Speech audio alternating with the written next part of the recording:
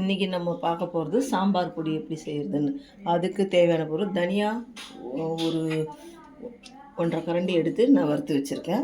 அதே மாதிரி இந்த அளவு சீரகம், வெந்தயம், கடலைப்பருப்பு, துவரம்பருப்பு இதெல்லாம் வறுத்து காஞ்ச மிளகா தேவையானது 10 20 போட்டுக்கிட்டு நம்ம மசாலா பண்ணி வச்சுக்கலாம். சாம்பார் கொதிக்கும் போது போட்டு ஒரு ஸ்பூன் இறக்கலாம்.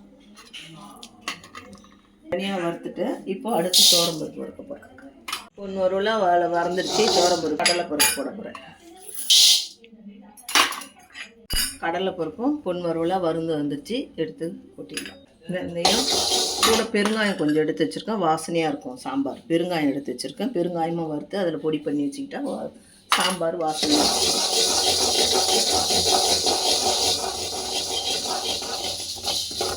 வந்துருச்சு. சீரகமும் இப்போ சேர்த்துக்கிறேன்.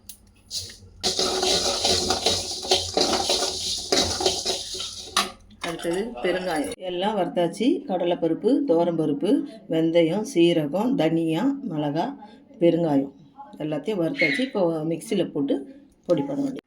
இப்போ சாம்பார் பொடி ரெடி ஆகிடுச்சு. சாம்பார் பொடி ரெடி ஆகிடுச்சு. 4 பேருக்கு தேவையான 1 ஸ்பூன் போட்டிருக்கேன் நான். சாம்பார் ஆற வச்சு டப்பாவில் போட்டுக்கோங்க, அப்போ தான் ரொம்ப நாளைக்கு வரும். நீங்களும் உங்கள் வீட்டில் ட்ரை பண்ணி பாருங்கள்.